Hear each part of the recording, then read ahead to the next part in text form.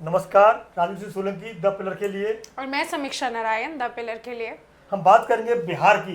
बिहार में कितने वोटर हैं, कितनी जनसंख्या है, युवा वोटर कितने हैं, फर्स्ट टाइम वोटर कितने हैं, पिछली बार वोटिंग परसेंटेज क्या रहा था, महिलाओं ने पुरुषों से ज़्यादा वोट कैसे डाले, और सीट स्ट्रक्चर क्या है, जाति गणना क्या है, वहाँ की किस पार्टी का कितना वोट मिल सकता है, किस समाज का वोट किस पार्टी को ज़्यादा मिल सकता है। बिहार चुनाव अब सर पर है और ये जानना बहुत ज़रूरी है कि बिहार का समीकरण क्या है, कितने वहाँ पे वोटर्स हैं, जैसा सर ने बताया। तो ये सभी इन्फॉर्मेशन आज इस वीडियो में हम आपको देने वाले हैं। तो सर बताइए ज़रा बिहार का सबसे क्या पहले माहौल है? जनसंख्या की बात करते हैं तो 13.07 करोड़, 13 करोड़ से कुछ ज़्यादा संख्या बिहार की है। उसमें से करीब 7.29 बताए थे 7.29 करोड़ वोटर हैं।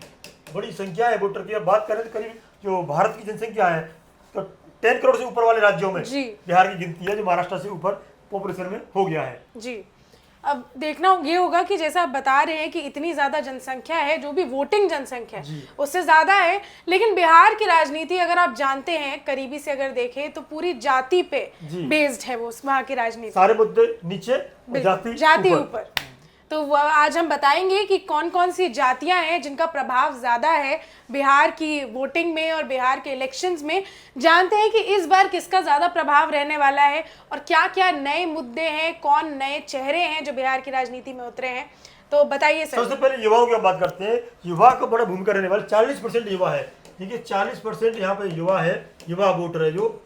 और पहली बार जो वोट डालेगा, फर्स्ट टाइम वोटर की बात करें हम, करीब करीब 35 लाख है। ये दो बड़ी भूमिका में निभाएंगे। 40% मायने रखता है, 2 करोड़ पर 1 करोड़ 80 लाख बिल्कुल यो युवा है। 2 करोड़ 40% मतलब 2 करोड़ के आसपास युवा है वहाँ पे जी। तो बहुत बड़ी भूमिका निभाने वाले युवा।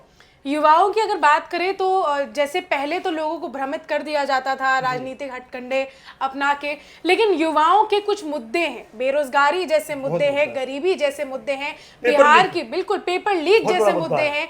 बिहार की जनता ग्रस्त है इन सब चीज़ों से। उनको वहाँ से दिल्ली, मुंबई, बेंगलोर ऐसे शहर जाना पड़ता है काम करने के लिए, क्योंकि बिहार की स्थिति बहुत ही खराब है आज की डेट में भी। बल्कि बिहार एक वक्त पर हुआ करता था कि लोग बिहार का नाम गर्व से लेते थे। आज की डेट में युवा जो है वो वहां पे परेशान है, और ये भूमिका जो वो निभाएंगे इस बार, तो ये देखना होगा सभी भविष्य के लिए। बिल्कुल सभी पॉलिटिकल पार्टीज को इनका ध्यान जरूर रखना पड़ेगा कि जो भी वो करेंगे उनको इस बार काम जरूर करना पड़ेगा। तो युवाओं के लिए सबसे महत्वपूर्ण पेपर लीक ना हो। जब देखा हो दिल्ली जंतर मंतर पर और वहाँ रामलीला मैदान में 2 बार आंदोलन करने बिहार के लोग वहाँ युवा ज्यादा आए टीचरों के साथ में, तो उनको ये लगता है कि बार बार पेपर लीक होता है, तो बिहार से कहीं पेपर देने जाते हैं, पैसा खर्च होता है और पता चला पेपर लीक हो गया। और अभी बिहार में गांधी मैदान में 2 बार आंदोलन हुआ, 2 पिटाई हुई उनकी। 2 मुद्दे उनको बहुत लगते हैं, बेरोजगारी और पेपर लीक युवाओं के बहुत बड़े मुद्दे हैं। इन पर क्या कहती सरकार? साथ ही जातीय मुद्दा बता दीजिए एक बार, किस समाज का कितना वोट है यहाँ पे। आपको बता देती हूँ कि बिहार में कौन कौन सी जातियां हैं और किसका ज्यादा प्रभाव है। सबसे पहले जानते हैं यादव जो है वो वहां पे सबसे ज्यादा है, जिसका आंकड़ा अगर मैं बताऊं तो 14.26% यादव है वहां पे। दूसरे नंबर पे आते हैं रविदास समाज के लोग, जो कि 5.2% है। फिर आते हैं कोयरी जो 4.2% है, ब्राह्मण जो 3.65% है, राजपूतों की बात करूं तो 3.45% है, मुसहर 3.08%, भूमियार जिनका बहुत दबदबा है बिहार में वो 2.86% है, कुर्मी 2.80%, मल्लाह 2.60%, बनिया जो है वो 2.31% है, और कायस जो है वो 0.60%। हम बात धर्म के आधार पर करें, हिंदू धर्म के जो हिंदू धर्म को मानने वाले लोग हैं बिहार में 81.99 यानी 82% के आसपास हैं, और मुस्लिम धर्म को मानने वाले 17.70% है। बाकी ईसाई और सिख बहुत कम संख्या में है। बिल्कुल। तो ये मुस्लिम की हम बात करें, ये भी अलग अलग बांट करते हैं, तो वो होता है थोड़ा सा। देखिए आप यहाँ पे दिखाते हैं आपको, क्योंकि ये मुस्लिम 17% हैं। आरजेडी को भी जाएंगे, बता देते हैं यहाँ पे, आरजेडी को जाएंगे, जेडीयू को जाएंगे, बीजेपी को नहीं जाएंगे बिल्कुल भी। ये आजकल पीके को भी जाएंगे, जन स्वराज पार्टी है, जन स्वराज पार्टी को भी जाएंगे ये, और ओवैसी को भी जाएंगे हम। ये लोग ओवैसी की ये AIMI पार्टी है, और ये 5वें जाएंगे ये कांग्रेस को जाएंगे। तो ये शेख 3.8% है, अंसारी 3.54% है। 2 ही संख्या में सबसे ज़्यादा 3 सुरजा, ये सबसे ज़्यादा संख्या में उस लोगों की आबादी है, शेख, अंसारी और सुरजापुरी। 5 जगह न बटे, इसलिए ये सब गठबंधन बनता है। आरजेडी को पता है कांग्रेस साथ मिलेगी, एआईएम का बहुत बड़ा वो है, ओवैसी का, ये चौथा गठबंधन बनना चाहते हैं। पीके की तरफ भी जा रहे हैं बहुत सारे लोग, जी। पढ़े लिखे लोग हैं, पीके की तरफ शिफ्ट हुए हैं, इसमें दोहरा नहीं है। ओवैसी को पिछली बार भाई 5 सीट मिली थी और 6 मांग रहे हैं वो, इस बार वो गठबंधन मने कर रहा है। जैसा कि बताया कि मुसलमानों की आबादी वैसे तो सिर्फ 17% है, लेकिन बटे हुए हैं वोट्स, क्योंकि बीजेपी को तो नहीं देते हैं, लेकिन बाकी सभी पार्टीज अगर है वो अलग अलग वोट फिर बट जाते हैं। तो कोशिश इस बार ये है कि साथ में इसीलिए लड़ाई कर रहे हैं ताकि वोट जो है वो बटे ना कहीं जो गलती हुई बाकी सभी स्टेट्स में, चाहे दिल्ली में कह लीजिए गठबंधन तोड़ा गया नुकसान मिला, हरियाणा में तोड़ा गया नुकसान मिला, तो ये यहाँ पे अभी तक सोच समझ के आगे बढ़ रही है कांग्रेस भी, और इंडिया गठबंधन अभी साथ दिख रहा है, लेकिन ये कब तक साथ देता है ये देखने वाली बात है। असली बात तो बिहार की बताऊं, बहुत रोमांचक बात है, समझ में आएगी आपकी। जो वोट पड़ते हैं, वोट पड़ते हैं, जो वोट महिलाओं को ज्यादा पड़ते हैं पुरुषों से।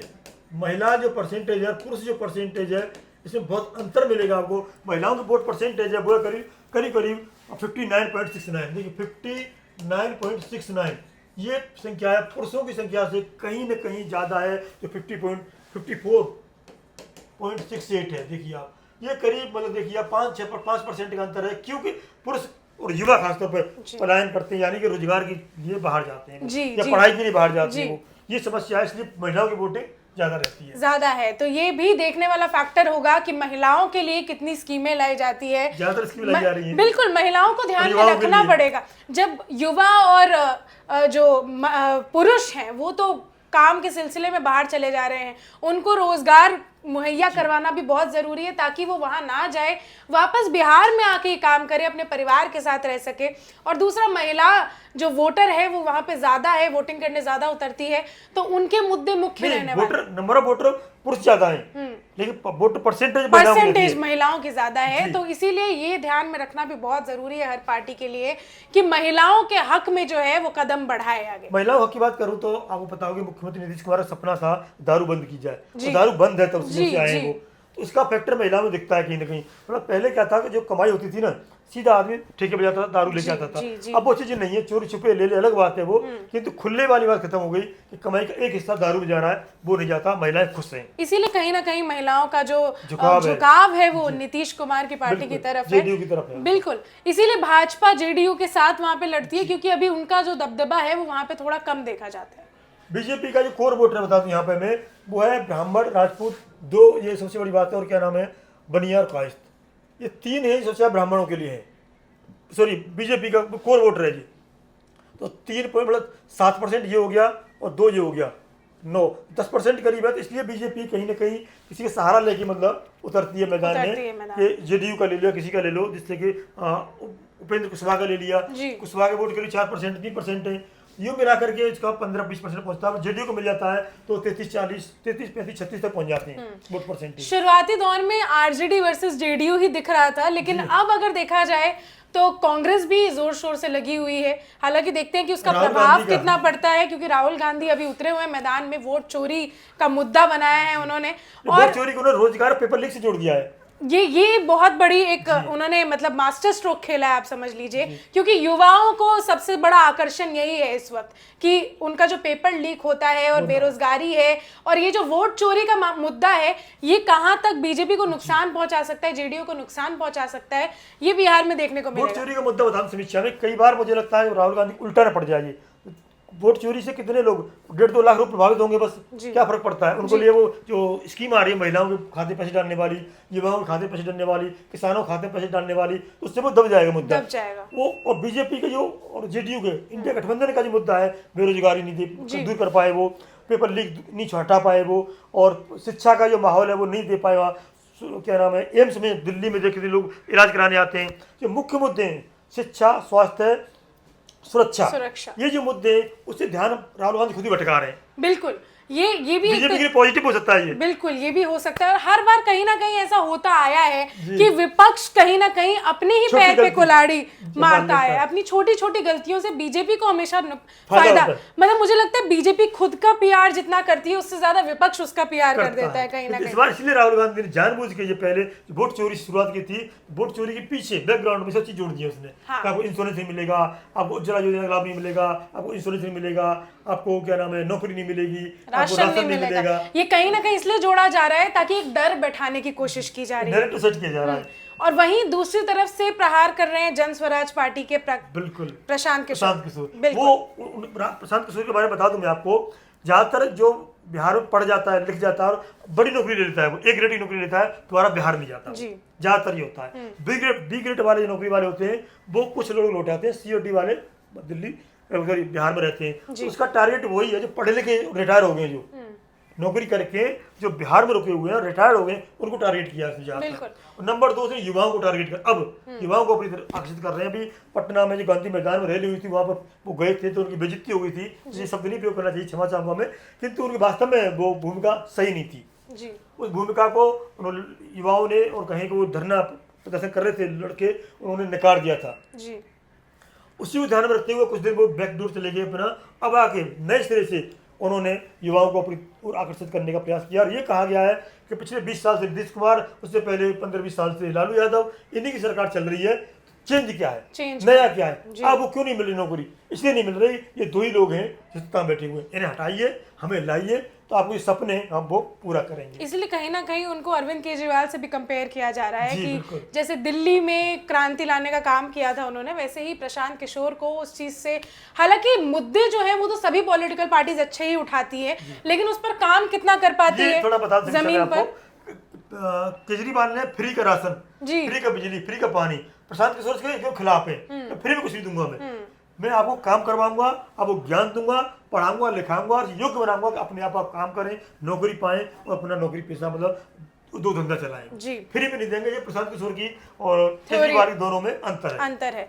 तो ये मुद्दे तो बहुत अच्छे हैं, प्रभावी हैं, लेकिन कितना प्रभाव बिहार की जनता पर डालते हैं ये देखने वाली बात। अंत में बता दो मैं समीक्षा, जहाँ प्रधानमंत्री नरेंद्र मोदी की रैली होती है ना, बाकी मुद्दे थोड़े से नीचे चले जाते हैं, उनका अपना प्रभाव है, अपना ऑरा है, और वो जो कहते हैं जनता अभी उनकी बात मानती है। तो बिहार में राहुल गांधी की बात कितनी मानेगी, युवा तेजस्वी के राहुल के साथ बहुत सारे हैं, किंतु प्रधानमंत्री की रैली और रैला होंगे, यात्राएं होंगी, तो उनका क्या प्रभाव पड़ेगा वो भी देखने को हमें मिलेगा। तो उसके बाद जो नैरेटिव सेट होंगे और वोट इधर से उधर लुढ़केगा जो, उसके बारे में हम बात करेंगे। बिल्कुल, क्योंकि अगर राहुल गांधी की बात करें तो उन्होंने रैलियां बहुत की, यात्राएं बहुत की, लेकिन कहीं ना कहीं नरेंद्र मोदी जी का प्रभाव अभी भी उनसे ज्यादा है और ये हर मोर्चे पर दिखता है अभी भी।